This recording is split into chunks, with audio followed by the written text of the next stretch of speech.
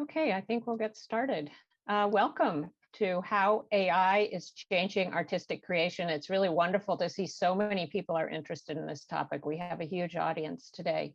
My name is Pamela Smith. I'm director of the Center for Science and Society. And this is part of a speaker series organized by the Presidential Scholars in Society and Neuroscience program at Columbia University. And it brings together interdisciplinary perspectives in mind, brain, and behavior research. I'm sorry to say that artist Helena Saren sends her regrets that she will not be able to join us today, but we have a really fantastic panel of artists, scholars, and researchers to discuss the implications of AI-generated art for the definition of art, the nature of the relationship between artists and their tools, the process of digital curation, and whether AI systems can be as creative as humans. I'm going to be listening carefully to that one. If this is your first seminar in Society and Neuroscience, I want to just very briefly tell you about the Presidential Scholars Program and the Center for Science and Society. The Presidential Scholars in Society and Neuroscience program facilitates cross-disciplinary collaborative research to advance our understanding of mind, brain, and behavior.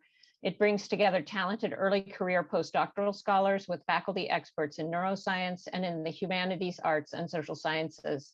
The program supports these interdisciplinary postdocs and their mentors, as well as seed grants for research and seminars, conferences, and events like the one today.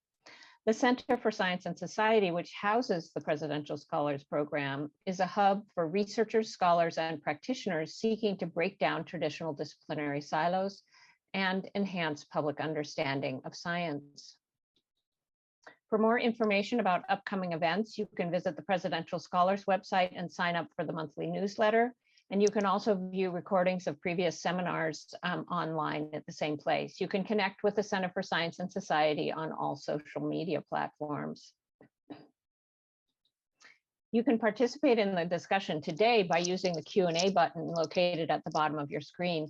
You can also upvote any questions you see in the Q&A submitted by other attendees, and we'll answer as many of your questions as we can get to at the end of the event.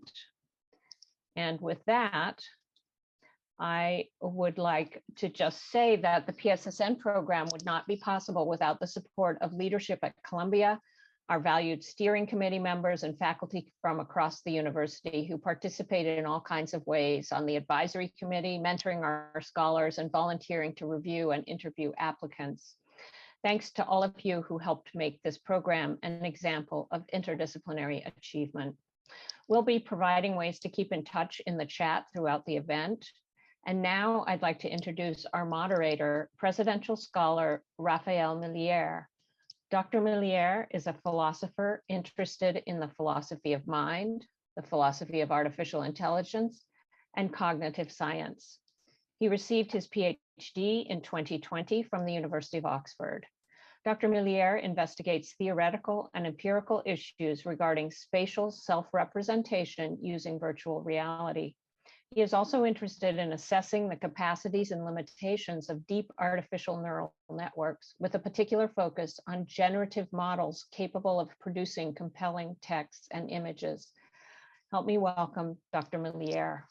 So let me start by saying a few words about this idea of AI art and how AI relates to artistic creation.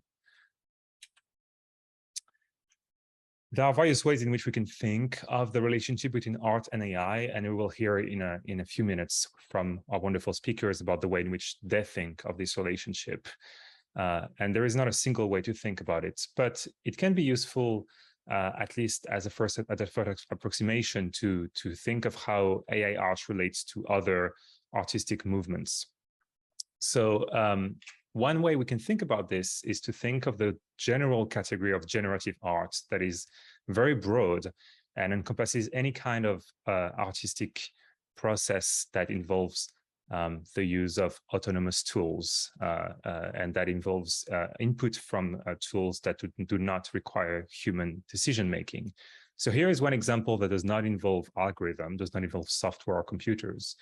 This is an artwork from Hans Haacke called Condensation Cube that involves this transparent acrylic cube containing water, where there is a difference in temperature between the inside and the outside of the cube, such that the water vapor condenses into droplets that run down the wall of the cube and that take on quasi-random forms as they run down. And so this is the generative component of this artwork that is not mediated by computers or algorithm. So that is often categorized within generative art, broadly speaking. And then one could think of a subcategory of generative art that specifically involves computer algorithms. And there is a movement in the 20th century when computers became more prevalent of using algorithms to create artworks procedurally by coding different aspects, different features of these artworks with computers. So this is one example from one of the pioneers of algorithmic art, Vera Molnar.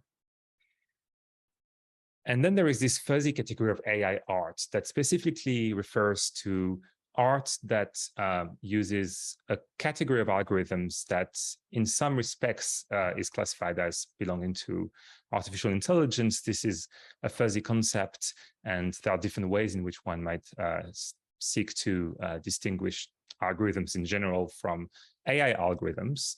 There is no perfect way to do that or no ideal way to do that, but one can think of AI art as making use of algorithms that in some ways are more sophisticated, perhaps more autonomous or autonomous to a greater degree, less deterministic, and perhaps may involve also the use of robotics, for example. This is an example from a work from Sougwen Chung, who will be speaking later. And within AI art, there's finally this recent development of the use of a specific class of AI algorithms that are called deep neural network or deep learning algorithms. And a lot of artists today are making use of these deep learning neural networks to create new artworks that couldn't really be made from previous tools. And the two artists on our panel will be talking about the use of this kind of algorithm. So that's how we can situate AI art at a very roughly within the history of generative art. And of course, this use of AI for artistic purposes is enabled by technological progress.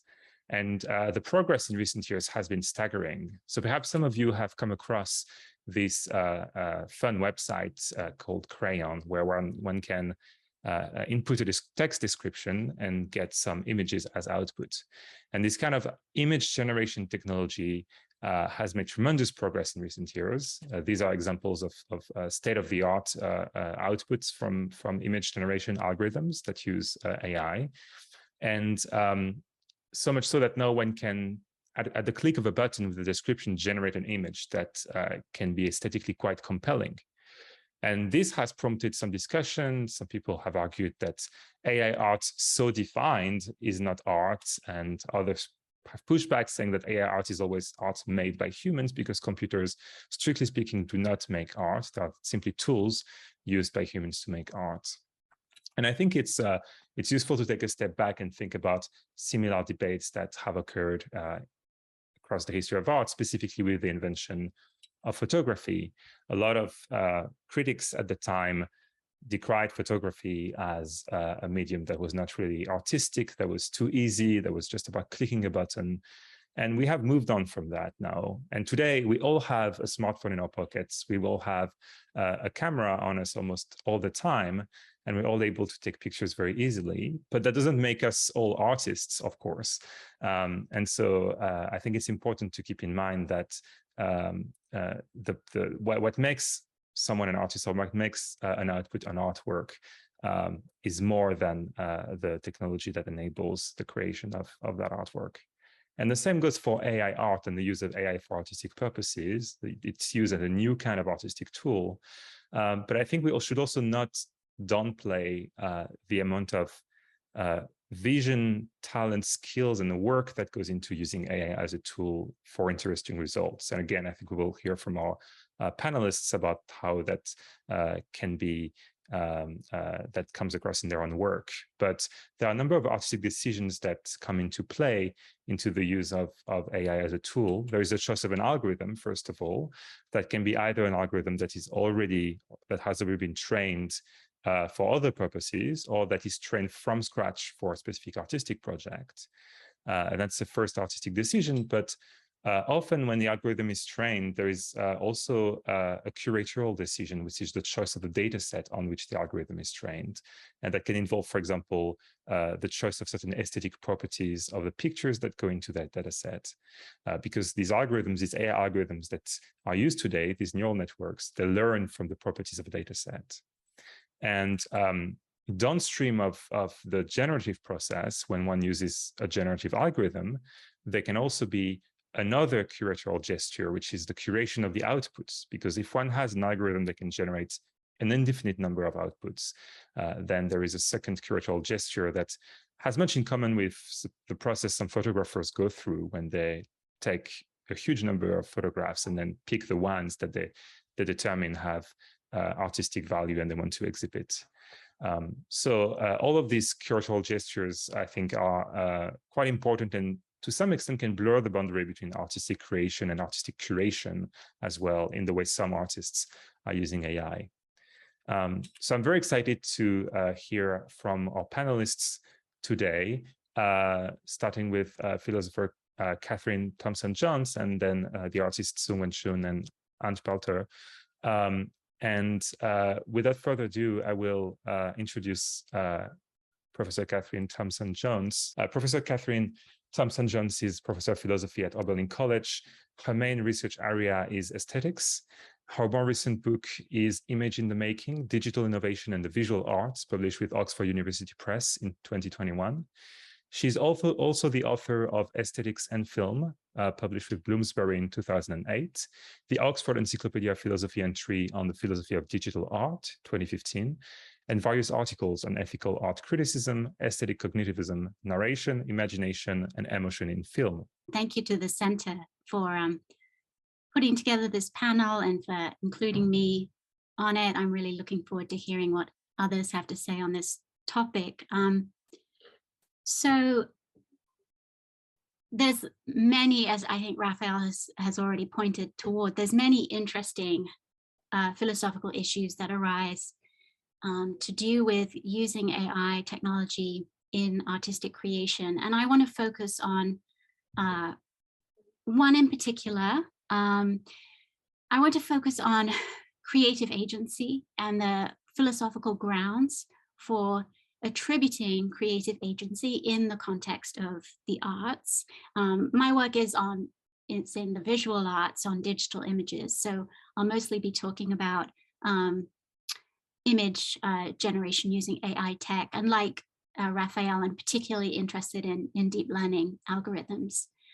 So the way I see it, there's lots of work in philosophy, and not just philosophy, on creativity and the artist as the creative center when it comes to attributing artworks and understanding them. But I think some interesting new challenges for this debate arise when we start thinking about intelligent machines. So here are two questions. Can the actions of a seemingly intelligent machine be creative, or you could say program, be creative in the same way as the actions of a human artist? And if you are willing to countenance a yes or a maybe to that question, then we might go on to ask, can an intelligent machine be an artist in its own right, and not just a tool for a human artist to use, and to use in fascinating ways, but an artist as well? So my inclination is to say, in answer to these questions, that, well, human artistic creativity comes in degrees and different kinds. And I think there is an extent to which, and some ways in which, machines can be creative, artistically creative, in the same way as human artists.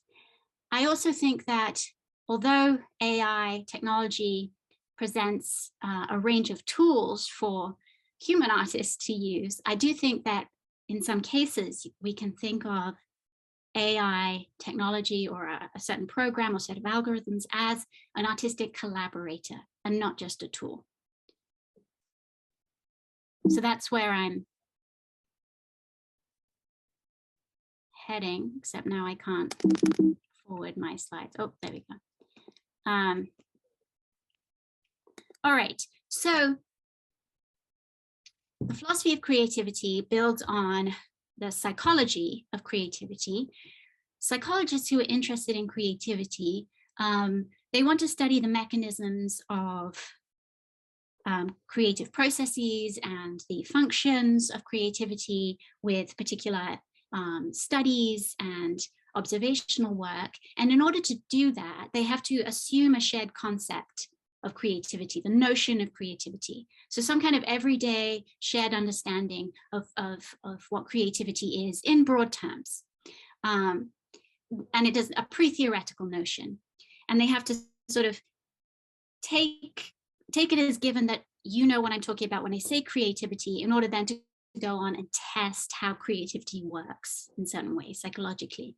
Philosophers want to step back or start sooner in the process and unpack that shared understanding, engage in analysis of the concept of creativity and see whether there is a formal definition of what counts as creative or what counts as creativity. So giving necessary and sufficient conditions for, it could be a person or an action or an object or a product as counting as creative.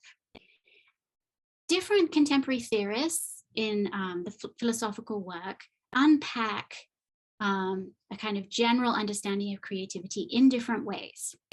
But one thing I've noticed in reading through these different accounts is that there's a starting assumption which is common in the literature, which is that machines, by definition, cannot be creative. Machines cannot be creative. Indeed, a creative process is opposed to, strictly speaking, a mechanical process. So this is the shared assumption. It's again at the top of this slide. This is a really important starting assumption for contemporary work in philosophy on creativity, because it's this assumption that actually motivates the direction of contemporary work, which involves looking back through the history of philosophy and saying, how have people traditionally thought about creativity and what's missing and what do we need to add in now in terms of conditions for something counting as creative. And there's a long tradition going back arguably to Plato, and not just to Plato, but of thinking of creativity in terms of the production of something that's both new and valuable. When I say something, I mean, that could be an idea or a solution to a problem or a physical object or an action or a performance. And new can be understood very broadly as novel, innovative, original, and what counts as new will depend on context. Valuable, similarly, can be construed in different ways. Something that's worth having in the world for one of many different potential reasons. So this is the traditional definition, if you like, in terms of the features of the product of some process. And contemporary theorists say, okay, this doesn't give us enough. The traditional definition is incomplete. Why? Because machines can arguably produce things that are new and original, things we haven't seen before, things that we care about, that we value for certain reasons. But machines aren't creative. That's a given. So then what contemporary theorists say is, all right, so I've given a justification for going on to complicate the picture and say there are these further conditions on creativity. And the motivation is we have to rule out having to say that a machine can be creative. And contemporary theorists, pretty much all of them want to say, we have to look not just at the product, but also at the process of creativity. So we have to think about what goes into making something that we consider new and valuable in some way. And we have to distinguish features of the creative process and from features of the so-called mechanical process. So a range of ways of characterizing the process of creativity are elucidated in the literature, but they all, in every case, there's an attempt to isolate some set or particular cognitive capacity, the exercising of which is essential for a process to count as a creative one and to result in something new and original that is, in fact, the product of creativity. So lots of different candidates have come up. Some philosophers want to say you've got to have the capacity to take risks, to experiment, to engage in different kinds of advanced problem solving, to communicate, to reflect and revise, to imagine, to be inspired, to express some inner state, some subjective inner state. The assumption with all of these candidates, again, is that, well, I shouldn't say again, but the assumption seems to be that these capacities, the ones that really matter anyway for isolating this notion of creativity, are distinctively and uniquely human ones. Setting aside the possibility of like whether elephants can be creative and stuff, but they're certainly not mechanistic ones. They can't be possessed by mechanical, inorganic artifacts. So then we're just back to that initial assumption, right? That machines by definition cannot be creative. But I want to ask whether this approach, this strategy for moving ahead the debate about creativity in the arts among philosophers is really the right strategy in the age of AI, and particularly in the age of the use of deep learning algorithms. So maybe the whole strategy needs to be revised. I'm not going to give you a whole new strategy today, but I'm going to give you some things to think about in pointing in that direction. All right, so the field of AI research and engineering is, if you look at an AI textbook, this is the kind of thing it will say. It will say the field is aiming to build machines that have or appear to have, based on output actions, the cognitive capacities of human beings. So you have to build computational models for things like perception, problem solving, prediction. And I know our artists and AI researchers will have a lot more to say about that. But there's been considerable success in the field. I mean, it's amazing what people have done. You know, computers can beat us at chess, but also at open world video games. They can plan in complex ways. They can deal with incompleteness and uncertainty in input and output information with probabilistic reasoning. They can recognize images and text. They can respond to voice and text commands. They can make sense of representation in terms of a difference between the way something's represented and what's represented. So what's in an image, say, shown in an image. So there's all these things that we do that we think it's really amazing that we can do, that it seems can be modeled, or have been modeled computationally, and so mechanized in some broad sense. Then can be implemented and have all these different results, including things like images. Of course, so it's not like AI has done everything yet, the field. There are some capacities that AI researchers will point to and say, we haven't managed to model these. And in fact, I don't think we can. They're just not the kinds of things that can be modeled computationally. And common ones that are pointed to are our capacity for imagining and our capacity to experience the world from the inside, if you like, as feeling a certain way, as looking a certain way to us as subject. So, there's a lot to figure out here. And indeed, there's a big debate in philosophy, as you perhaps expect, about what it is to imagine, for example. So how to make sense of these other supposedly distinctively human capacities, like the capacity to imagine. So there's a lot that needs to be figured out.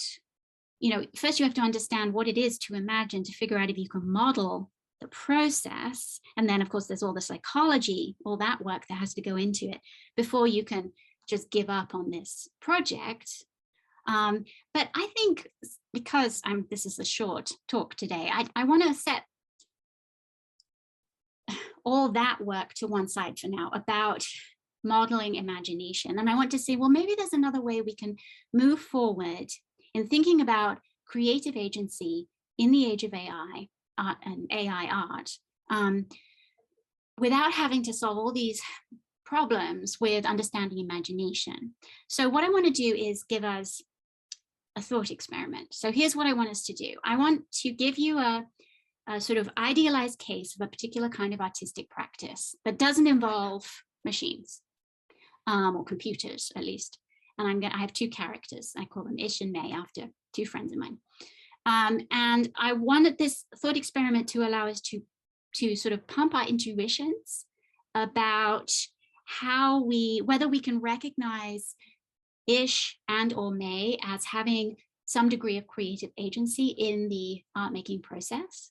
I want us to look for some justification for our intuition. So look for reasons for the way we're assigning artistic creativity. And this is, it's important here that we've got two people. There's the possibility for an artistic collaboration. And then I want to suggest an analogy between the Ish-May case and a particular kind of AI artistic practice, which involves deep learning algorithms for image synthesis. And I want to see whether the analogy is a good one. So whether and what that would mean is the same reasons for assigning creative agency in the Ish-May case could apply in the DL, as I'm going to call it, case, deep learning case. So here's what I want you to imagine. Philosophers love thought experiments. So here's what I want you to imagine. May, a large number of images. Ish asks May to look carefully at all the images and to track as best she can the image's most commonly shared features. Ish does not tell May which kinds of features to track or look for. Then Ish hands May a pencil and asks May, on the basis of her careful looking and tracking, to make a new image. Make your own image now. All right. Now replace May, with a program which involves deep learning algorithms. So what Ish does now is, let's say, scans a whole ton of images into his computer. And then he uses a program, maybe he even writes it himself, that aims to determine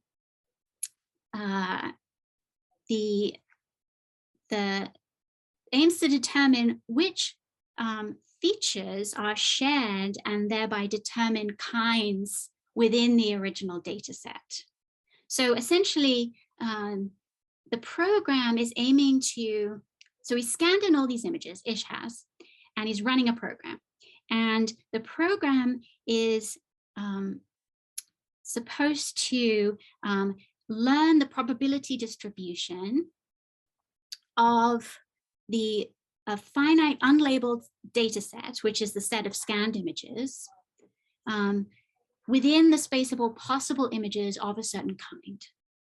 And the program is then going to be able to figure out the likelihood of particular samples within a set or of a certain kind, and how they construct the set will depend what counts as a sample.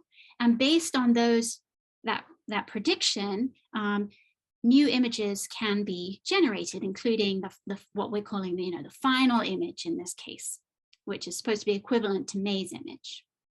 All right, so Ish doesn't know in either the May case or in the DL case whether what the final image is going to look like. Ish sets the process in motion, if we could call it that, in both cases. But then, May and DL are on their own at that point.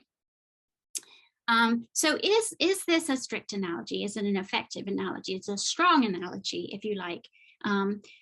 And what do we say about May? And then what does that mean for what we have to say about DL? So I think it's not crazy to say that May has, or can have, or could have creative agency that she perhaps shares with Ish, who sets everything up.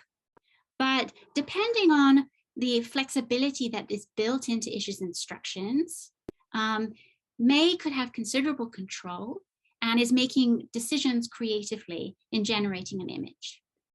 And then if we, and I'll say more about that in a sec, but if we think May could be said to have a degree of creative agency, does the analogy hold such that we could say that DL does too?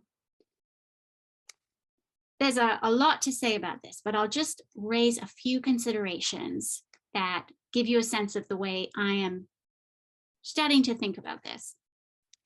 So you might say, well, May is the one who puts paper to pencil. So she's kind of the direct producer of the thing, the image that we look at, that we engage with to engage with the work of art, assuming this image is a work of art. Not all images are, of course, but and you might say, okay, well, here we've got a program and then within the DL case, we've got a program and we've got a CPU and we've got a mechanical arm that is controlled by the program, and that results in the drawing. Well, certainly it seems like DL, which is that sort of set of mechanisms, is closer to being the final producer of the image than Ish is, just like in the May case. So, all right, maybe there's a symmetry there.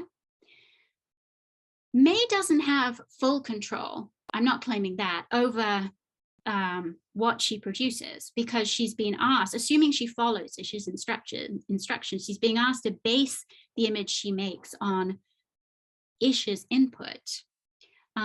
Nevertheless, I mean, no artist has full control over everything that could affect how their work looks or sounds, right? There are all kinds of physical constraints and time constraints and so on. But it's a matter of having sufficient control and control of the right kind. So if we can identify what that kind and degree of control is for May, couldn't we also find it for DL, allowing for the fact that Ish starts things off? You might say that both May and DL are looking for patterns on their own, and they can do this in different ways. You know, May doesn't have the sort of processing speed or power of the program, but she's also looking for shared properties, and she may notice things that Ish hadn't even occurred to Ish, and she may, in her mind, construct a kind of set, and then she's going to generate her own image in reference to that set. And she's doing that, you know, Ish doesn't know what's going to turn out, and there's flexibility into exactly how she, you know, what controls what the similarities she finds, and on the basis of that, how she constructs the set and what counts as a sample of a possible image in that set, or an image in that set. And similarly with DL, I mean, DL is also the patterns they're finding, because they're working with an unlabeled input data set, they are finding the patterns. It's not as though they've been told, when I say they, I don't know, not as though DL has been told what features to look for across the data set. So you might say, oh, they're both on their own in some way, or in the same way. And you might then also say that given that they're on their own up to this point, they're also on their own in picking a sample to instantiate in the final image, which is their work. Because, and that they're on their own is surely indicated by the fact that Ish doesn't know what they're going to do and doesn't control exactly the look of things at the end. Although the notion of picking, you might think that sounds a bit weird applied to a program, and there's an interesting question there. And the final thing I'll say, final consideration in terms of the analogy holding, is that there's a lot going on in May's head when she's doing this, when she's like looking at all these images that Isha supplied her with and like figuring out what she wants to draw based on, you know, how she's seeing patterns and commonalities arising in the set. There's a lot going on, but she doesn't have to be fully conscious of everything that's going on in order for it to be going on, right? And so consciousness doesn't seem to be a necessary condition to say that she's engaged in this creative process. So we don't have to worry necessarily that DL isn't conscious if we think that. We don't need to worry that that rules out the possibility of DL being the running of those algorithms being a creative process. So a bunch of considerations. Like I said, I'm not really solving everything or anything today, but things to think about and an approach to thinking about creative agency with AI art. And I think there's a lot that this leads into. So if you can figure out the conditions for creative agency in light of possibilities for artificial intelligence, then you at this, or perhaps at the same time, you have to be figuring out, or you have to be making sense of and paying attention to the different ways in which different artists talk about their creative relationships with AI. So an artist might say, oh, the computer, or the program I'm running on that computer is the true artist, or they are my artistic collaborator, or they even share in the artistic vision of the work, or they might not say any of those. So there's lots of possibilities and lots of different ways that people are thinking and talking in the art world, at least as far as I have observed. And I think a kind of formal or abstract understanding of creative agency could really benefit from drawing on those discursive practices in the art world. And I've got some little snippets of our artists' works below. So this is a good point for me to turn things over to our other panelists. Thank you. Thank you, Kate. So I will be quick in the interest of time in introducing our next speaker, Sougwen Chung. Sougwen Chung is a Chinese-Canadian artist and researcher, and is the founder and artistic director of Silicet, a London-based studio exploring human and non-human collaboration. A former research fellow at MIT's Media Lab, Chung is considered a pioneer in the field of human-machine collaboration. Chung was selected as the Woman of the Year in Monaco for achievement in the arts of science and received the Lumen Prize for Art and Technology. And her work explores the mark made by hand and the mark made by machine as an approach to understanding the dynamics of humans and systems. This speculative critical practice spans performance, installation, and drawings, and has been featured in numerous exhibitions at museums and galleries around the world. Thank you so much for the kind introduction. I will just run through some of my slides as I think we all want to get to the heart of the panel, which is the panel. So I'll just get started. So as we know, the term artificial intelligence has come to describe an increasingly interwoven suite of technologies, including robotics, machine learning, synthetic sensing, and natural language processing.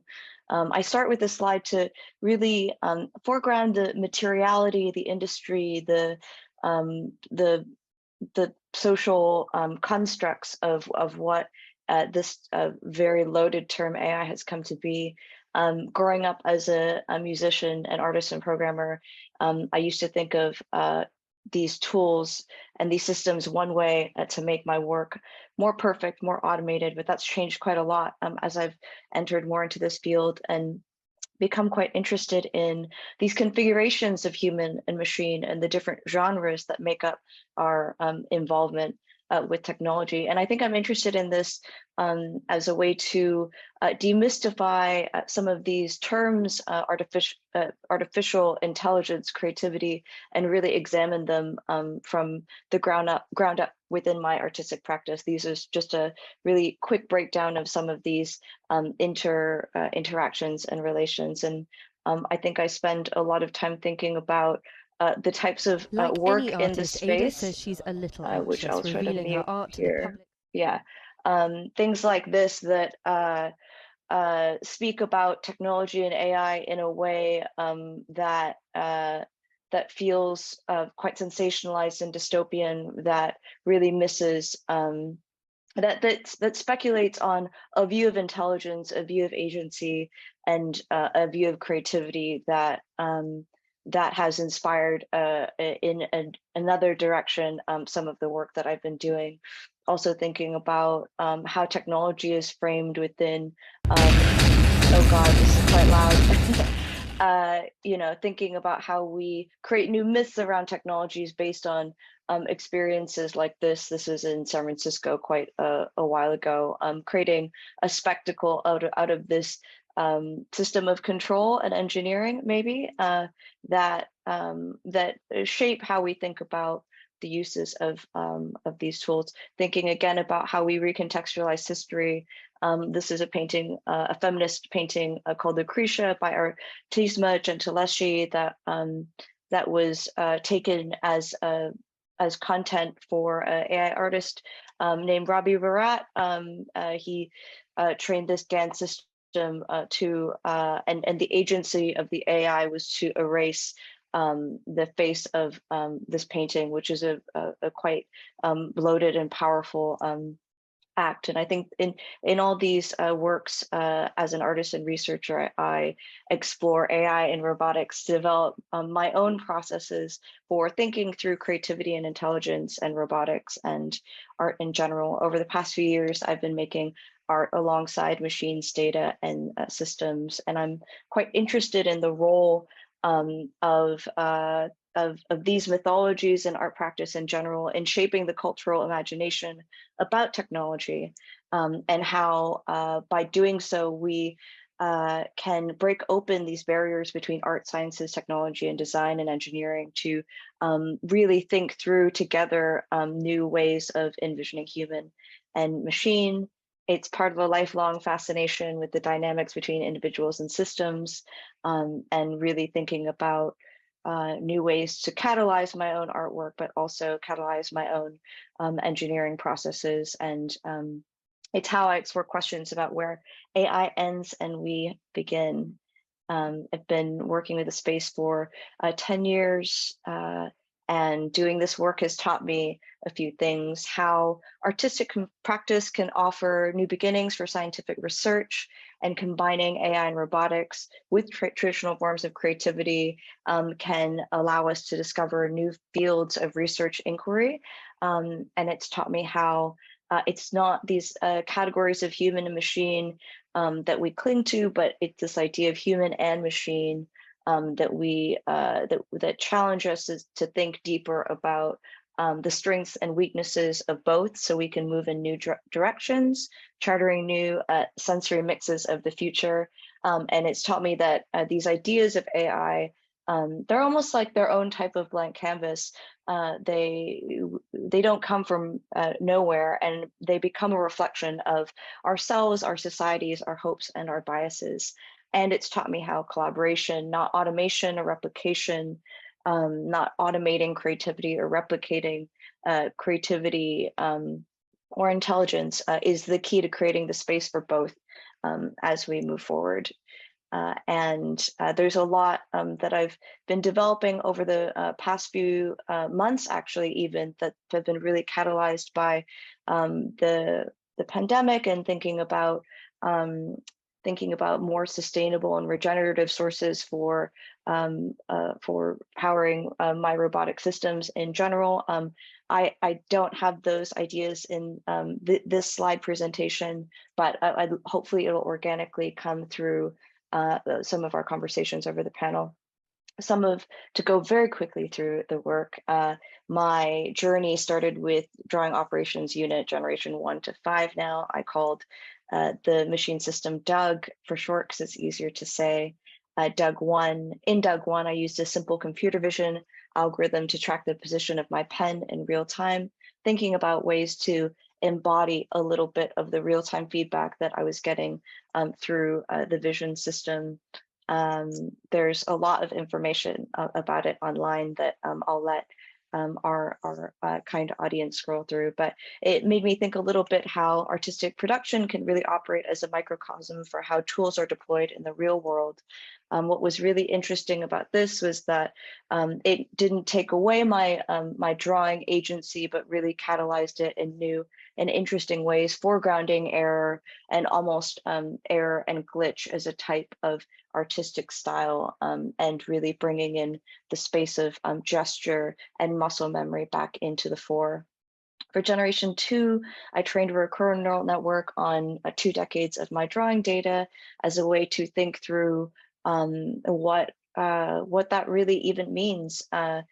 Thinking about being in search of the beauty of a non-human move and trying to find maybe some uncanny relation between a system that I could draw with that I could not have any real distinctive control over. So I used a recurrent neural network I used first an algorithm I wrote to extract data from the visual information of decades of my digitized drawings to create a data set that I could feed into the recurrent neural network and classify to output different states that I could draw with as an artistic collaborator. Time being a real feature of this project as it is one mark made after the other, forming a recurrence of mark making. And in that way, we invite more uncertainty and create a system that is malleable and shapeable, and one in which the human hand is always present. The data was personal, but I think the result was really powerful in that I learned that embodied AI is a way of developing a kind of networked instinct, a muscle memory about how we engage with these large data sets and emerging algorithms. In generation 2, I trained the algorithm on something that I had available to me as an artist, and again foregrounding this idea of time and recognizing that art is a process and not a finished image, and really wanting to capture that as data, as interpretable data. In this process, I began thinking of machinic systems as abstractions of human intent that can catalyze new forms of knowing and thinking. Thinking about how our social cultural history is embedded in how we even think about something as simple as the term computer. A computer, the etymological origin of the word computer is a computational system meant to produce automation. But I think about my cultural background as a Chinese Canadian and how we define computer, which is 電腦, which translates to electric brain. There's a lot of interesting art historical precedents for this type of work. Harold Cohen's Aaron system is another painting system that it did not use any deep learning techniques, but definitely extended the process of painting through these devices, which was done in the 60s. Really interesting. I'll speed through because I'm really interested in the practices of the other artists as well. But really, so much of the work has been moving towards this idea of interdependence and not codependence on these automated systems. The third generation of Doug was a project in which we designed a series of 20 custom robotic units linked to the flow of a city. Again, thinking of new catalysts for movement and gesture. We made a film around it called Omnia per Omnia, and it was a way for me to paint with the city, engage with New York in a way that I hadn't, and think about this idea of public cameras and the view of these systems, and and how I could bring that into a new light in my artistic practice, and re-envisioning landscape painting in my own small way. I'll speed through a little bit more. Through all these experiments with Doug, what I love about the project is no two performances have ever been the same. Through collaboration, we created something neither one of us could have made alone. It's not about extension, but about the shared space of making. And I'm exploring what it even means to be creative. I really loved the dynamic Q&A, and look forward to answering some of those questions. These are some of the directions in which I feel I'm really inspired by, thinking about synthetic intelligence. How do we think about intelligence when we have so many different and mechanical sensory inputs that can feed into these learning systems? This idea of telepresence, art as embodied research, lots of really interesting ways to go about it. Some new performance pieces that use my own biofeedback, again, thinking of new ways to move beyond thinking about the mark or the crowd, but into something more micro as input, thinking about planetary and satellite data as another driver for some of this type of new muscle memory, as you would say. And I'm really excited to be doing the work I'm doing and hear more about the rest of the work from the panel. I know I'm speeding through a lot, but I'm really aware that we have a lot to get through, and my slide deck is quite long. So I'm really happy to answer any questions.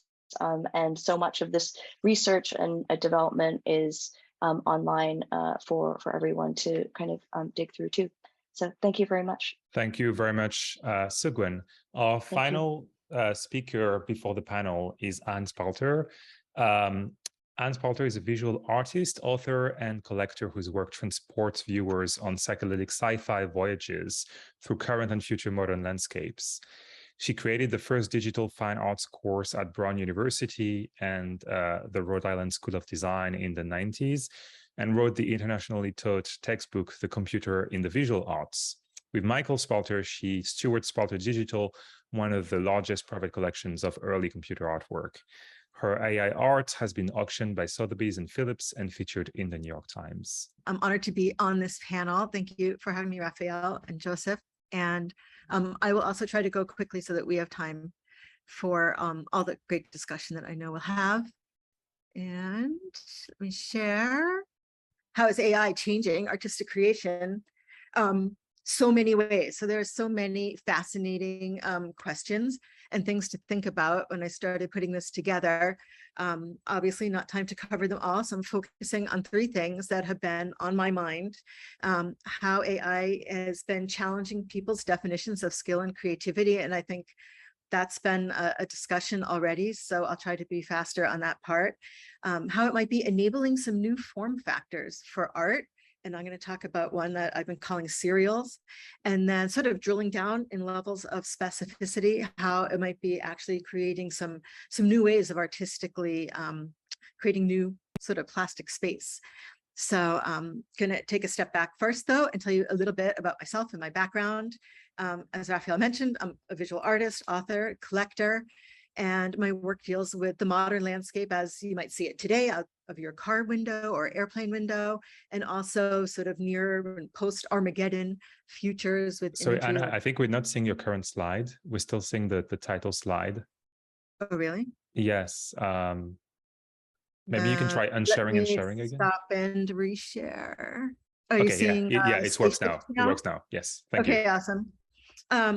The work takes the form of large installations as well as gallery pieces, and usually begins digitally with digital photographs and videos, and then manifests in a variety of different media. So as an example, this was a large scale installation that I did right before the pandemic in Brooklyn. And the big blue sphere that you see there is actually 16 feet across. And in some installations has actually been filled with helium and floats up in the air. And the idea is to be in a kind of interplanetary environment, and in this case in Brooklyn, to have a respite during the winter in a warm tropical environment.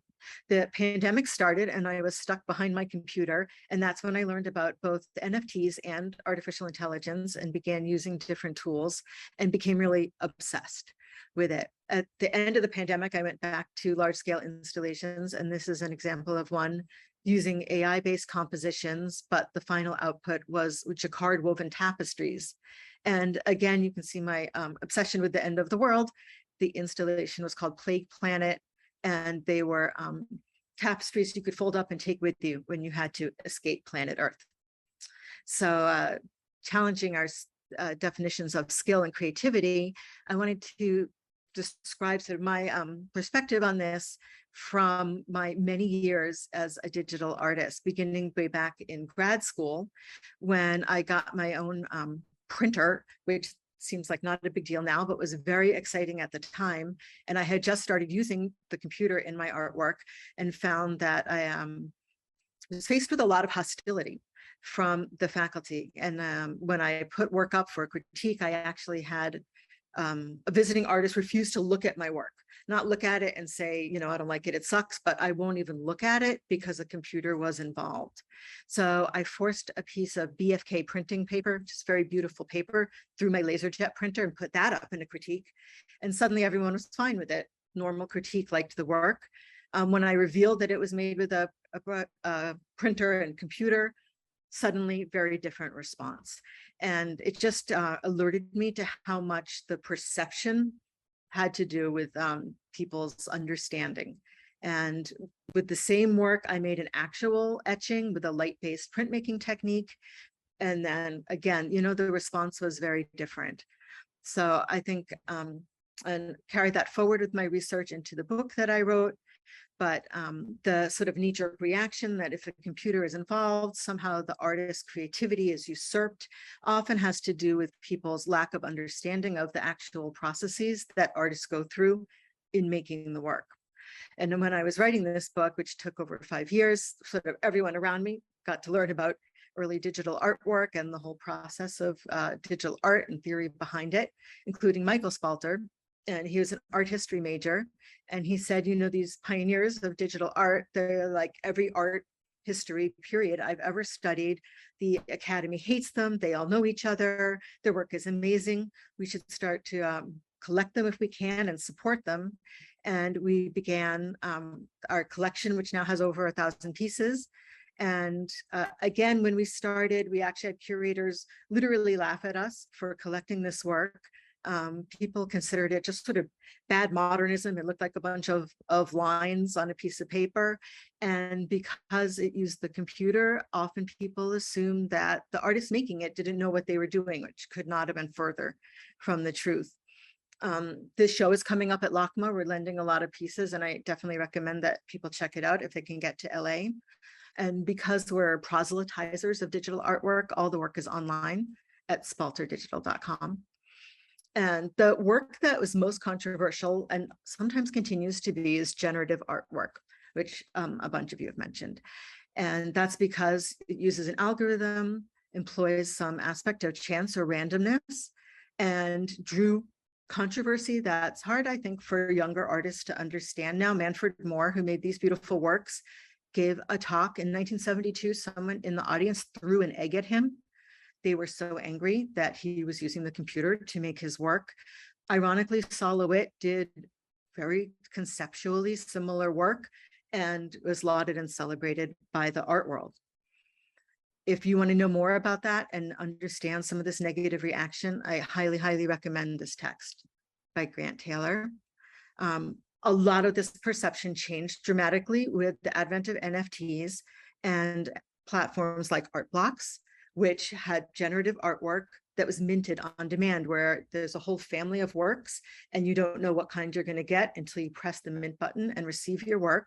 So for literally decades, these artists making these works had trouble selling them. They received very low prices. Suddenly, 2021, generative artwork is selling for millions of dollars.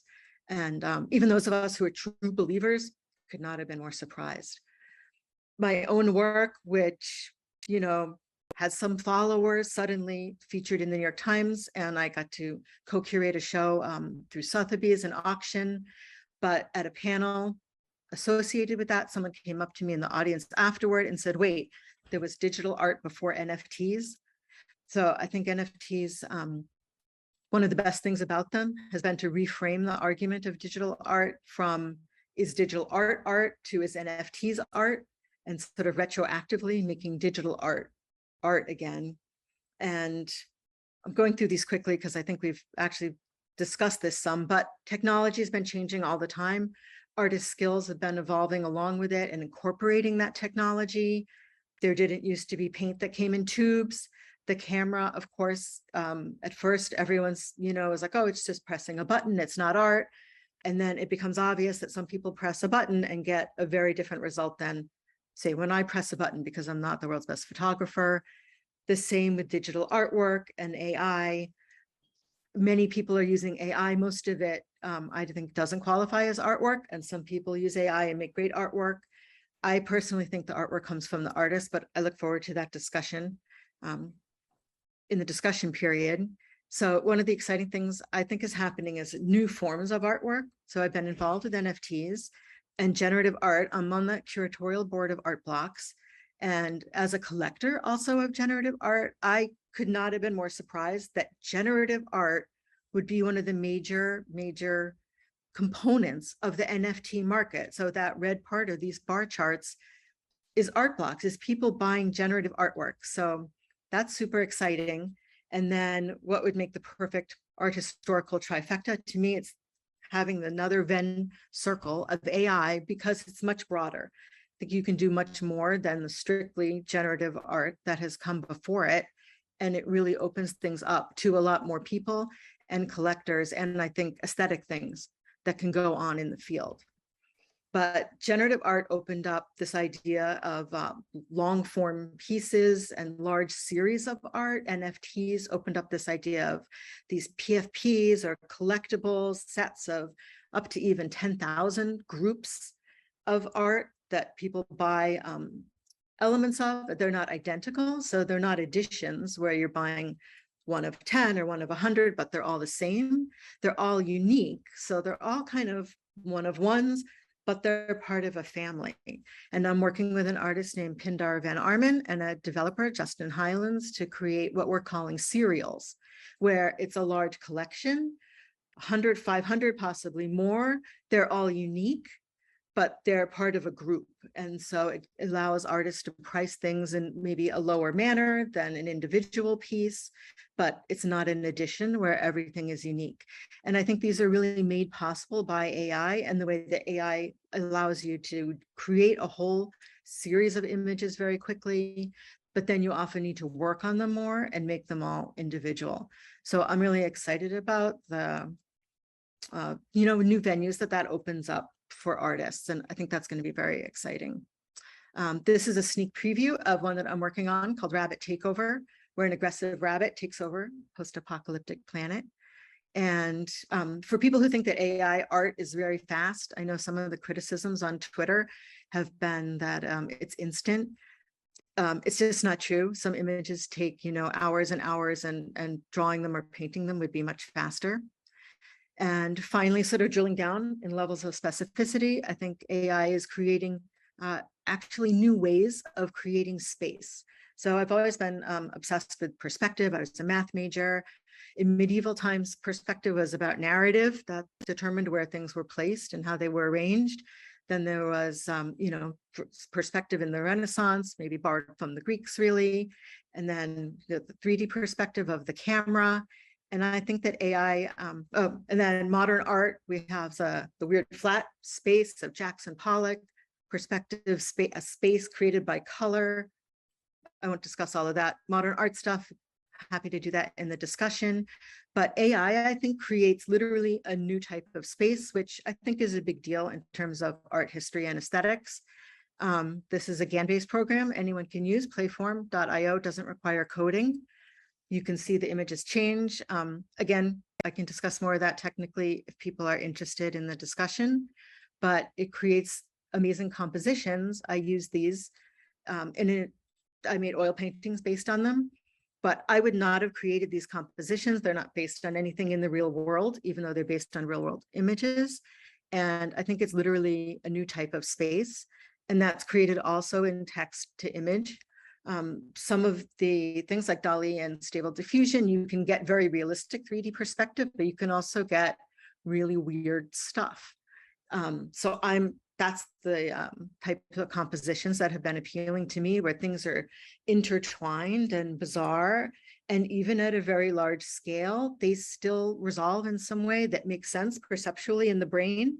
And I think that's really fascinating, and will create a lot of new and interesting visual opportunities for artists. So that's what I've been thinking about. Thank you all very much, and I look forward to answering questions. Thank you very much, Anne. So I now invite all panelists to turn on their cameras. And in the interest of time, I maybe will ask a single question before we open question to the audience. But I think there is one question that connects to all of your presentations. And this is how you think of AI as just a tool or more than a tool. So there is one way in which AI algorithms clearly differ from other tools that artists can use, and namely that it is non-deterministic. It has this element of stochasticity or randomness.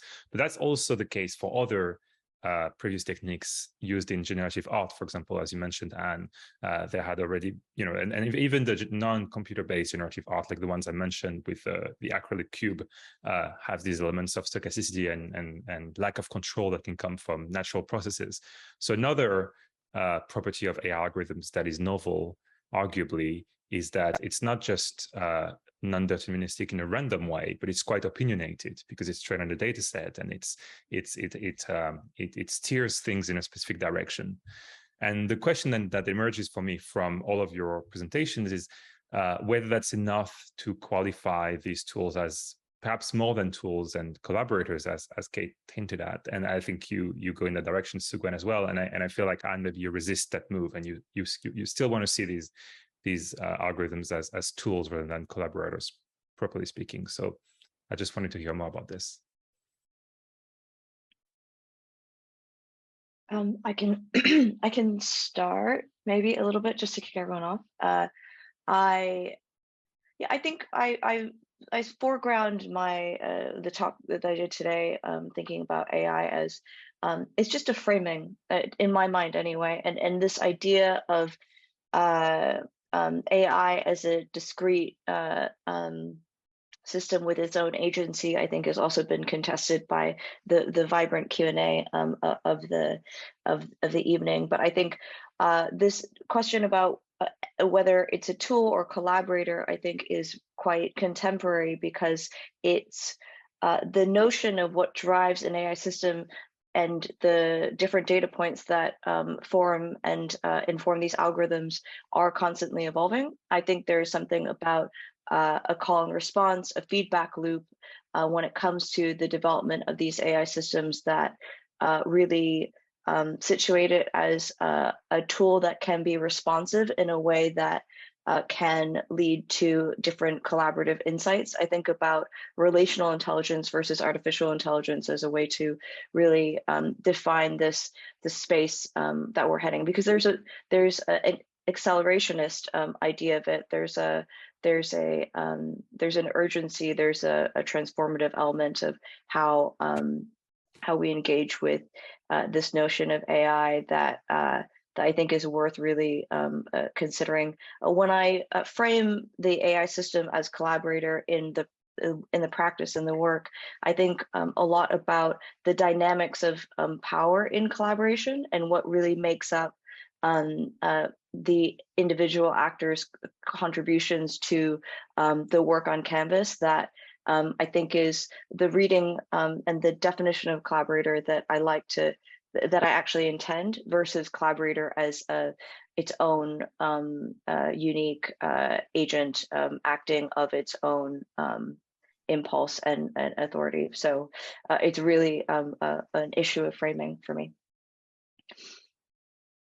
Yeah, I guess I have a more like a Zen understanding of being an artist, and that it's a practice that you do to sort of be more conscious and understand your life and reality. And even if everything you made you just immediately threw away and no one saw it, you would still be an artist. So it doesn't, in a way, to me, matter which tools I use to do that. So sometimes it does sort of feel like a collaborator with the AI because it is, very powerful, but I don't think it working by itself makes art, because to me, making art is about a process within myself as an artist. So it's almost not even a meaningful question to me, because it's not about the objects that result.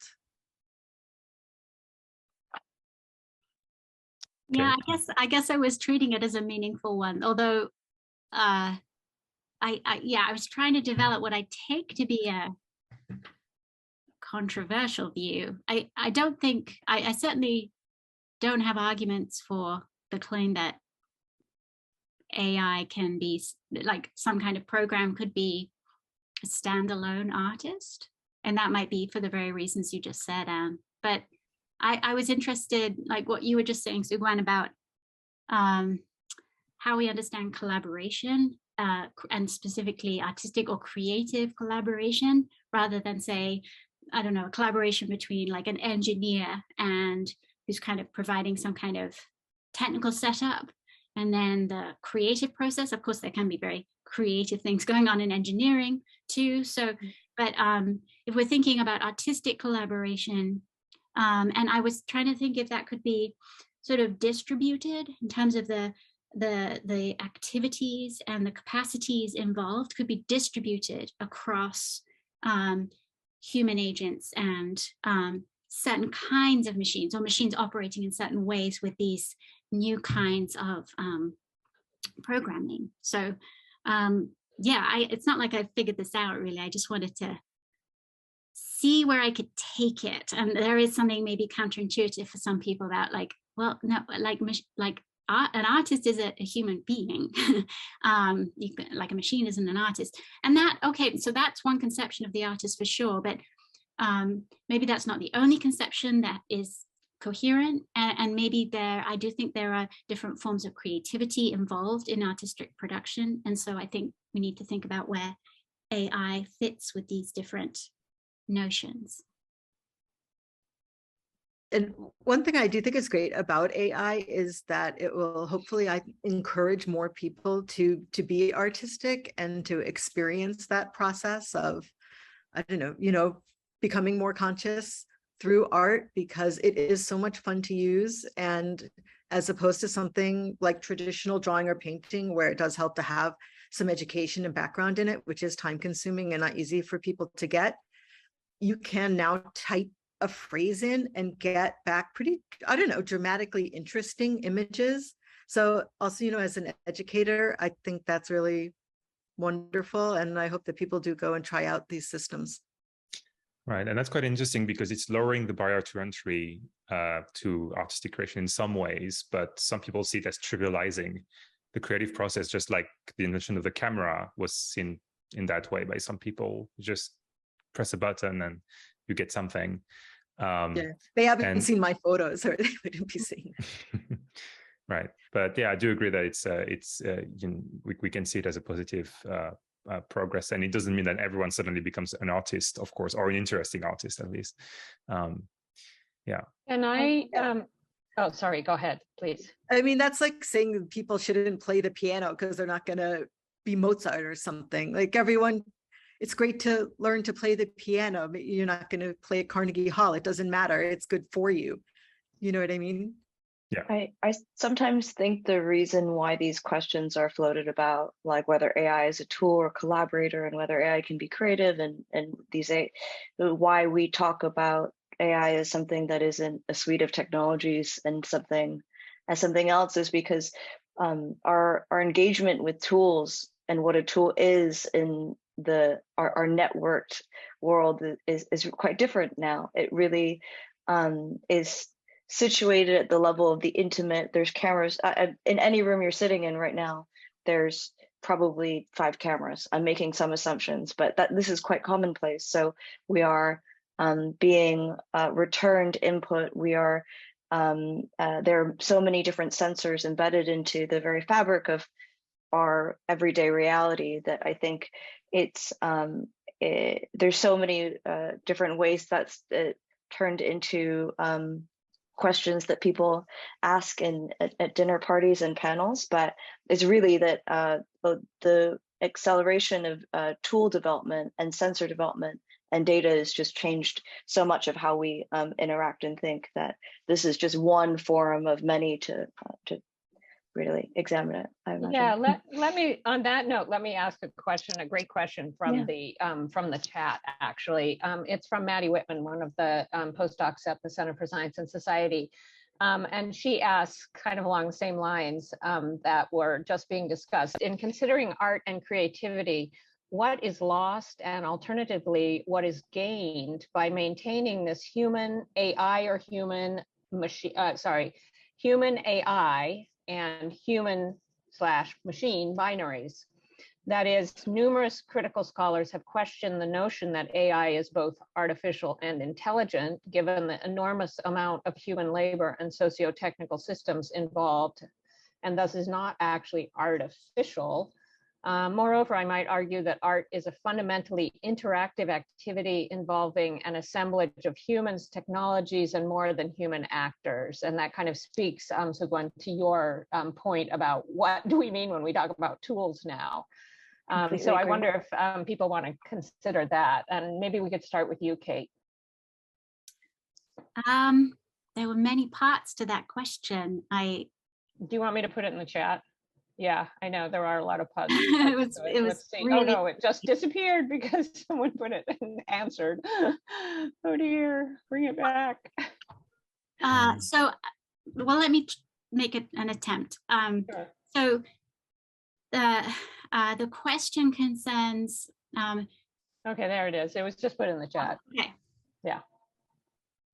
So insisting on some kind of binary, which I guess connects to what I was saying, where, like you have to assume that mechanical production is strictly opposed to creative production. And then only then can you begin to give a full account of what creativity consists in, or that kind of assumptions built in somehow. And I wanted to question that.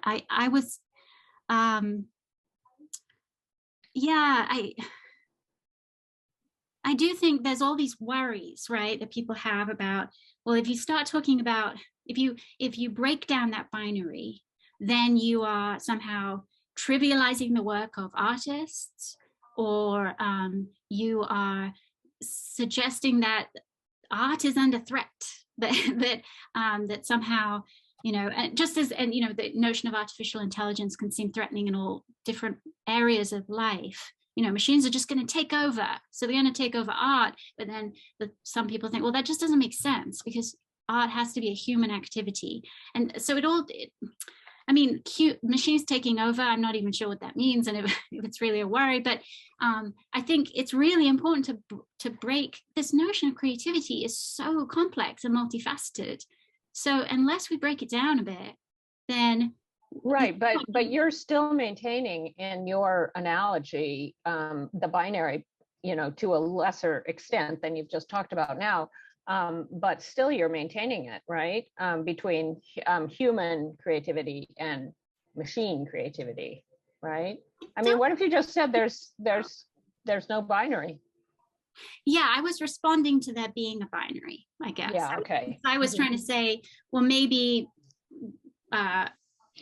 machines, so-called, can be creative or considered creative in some of the same ways as human beings. And then I was also thinking about this idea of collaborations across human and non-human agents, or between human and non-human agents. So I guess those are attempts to resist this strict opposition. Mm-hmm. Yeah, thank you. Anybody else have comments? I just, I'm a fan of Carl Jung. So when I found out that with, some of the images, image databases, that all the images are tagged by Mechanical Turk, Amazon Mechanical Turk workers laboriously tagging the images by hand, I felt like using those text image databases that were constructed that way was a little bit like dipping into some weird collective unconscious.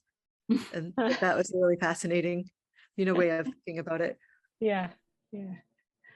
Raphaël, I have more questions, but from the chat. But if you have something that you want to highlight, otherwise I'll go ahead. I mean, go ahead. Yes, let's have some Okay. questions in the chat. Yeah. So this was actually a question I had also, whether Sougwen, whether you could speak more on what networked instinct means, both as a concept and what it means in your work and how it can be harnessed. I think that question makes sense for you.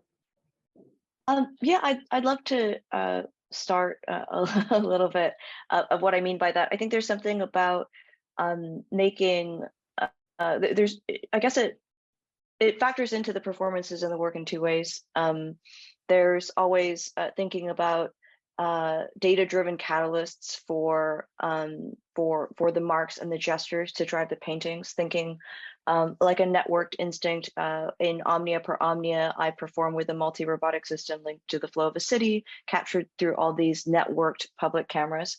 And in that way, I create an embodied gestural movement in the space that makes marks that I make marks with, that for me is a way to reduce the complexity of these types of movements and understand this complexity in a new way. I think there's, in a lot of ways, this idea also poeticizes something that we already contribute to and are implicated by, this network instinct of having a news notification pop up on your phone all in unison becomes a kind of networked collective instinct. We just call it based on whatever application we're using that sends us that notification. But there is this kind of panopticon of information that we all kind of exist already in, that I'm trying to materialize and embody and poeticize through the work. But as I'm thinking about it, to creating spaces in performances that bring these large data sets and these real-time catalysts and to visualize in the space of performance is something that I'm still really in the early days of exploring. But I think this notion of the data that we have available and the materiality of it and the breadth of it is something that can be obfuscated in our conversations around AI. And we've seen a lot of and read about a lot of examples of that. But this is one way in which I'm trying to really foreground some of the inner workings of how these systems actually operate. Yeah, I think that's so interesting because, the question of what embodied knowledge is for humans is such a difficult question to answer. Completely. And I think that this networked instinct, you explained it very well in terms of, how we're attached to already networked with all our devices and have instinctive reactions and instinctive movements and so on. So that was great. I actually have one. It's one of the questions in the Q&A that I can add to. I think that's a really a vital role for the art practitioner within this space. It's trying to really make a sort of sense of developments in society and technology that are already happening. This networked instinct isn't something that is of my invention. This is in response to something that already occurs in some ways in our lives that I'm trying to understand further. So I think it's a really it's a steering mechanism for the work that I'm doing and a lot of works of people in the space. So I want to get to, I know we have to end, time is up actually at this very moment, but I'm going to ask one more question from the chat, which is who gets the credit? I mean, this is to the artist. I think we had a lot of versions of that question in the chat, but how do you credit the work? I only credit Doug. Just kidding. That's not true. I work with my own data sets, and I think that's been an important part of what I do. So I think the question of authorship isn't as fraught in in my practice. So I and I also work with a team and stand on the shoulders of giants, in particular David Ha, who wrote the RNN algorithm with which I used to train generation 2, etc. So, but that's all very clear in the work and the project attribution. Thank you. Anne, do you want to comment on that? Yeah, I'd say if I've worked with someone who's done, custom code, or obviously my musical collaborator, then there's credit. But in general, just using systems that are out there, I wouldn't give separate credit.